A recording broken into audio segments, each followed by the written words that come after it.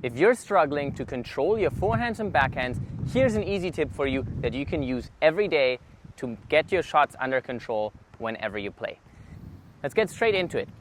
So whenever you're hitting a forehand or backhand, this applies to both sides, and we're going to go over to the backhand first, you want to do the following.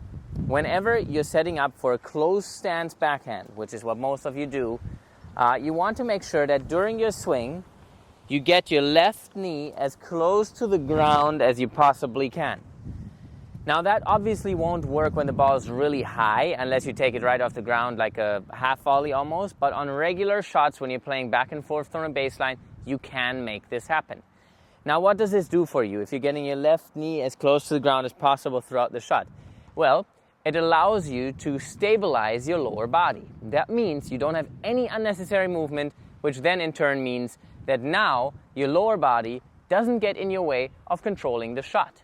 Now what most people do is, when they play, they kind of push up into the ball. The left foot leaves the ground, the shoulders raise throughout the shot, and now everything is kind of thrown off. Why? Because whenever we're setting up for a ball, we're imagining a certain contact point. So let's say I want the contact point to be right here. If I now push up, my racket is higher. Most people don't account for that when they're pushing up before they actually swing. So they're imagining that they're going to swing right here. Now they push up, now they're swinging higher. They tend to hit the ball close to the frame or on the frame, on the bottom of the racket, I should say. However, if we're staying low, we're planning for a specific contact point and we're actually swinging to that specific contact point. So it's much easier to not frame the ball. It's much easier to stay stable and hit a clean contact point. Now on top of that, if we do end up pushing up, if that timing of that push is slightly off, let's say we push up too early, now we're too much on top of the ball. Let's say we push up too late and we actually calculate that we're going to push up.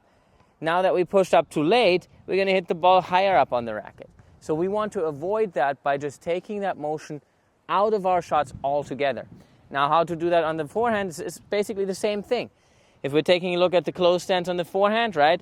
I'm setting up on my left foot, my right knee gets down to the ground. The closer I get it to the ground, the better my shot will become, because the more stable I will be, the more I'm already underneath the ball, and the easier it is for me to hit a controlled, effortless, hard shot without missing my shots all over the place. Hope you enjoyed this video. Please like and subscribe, and we'll see you guys soon.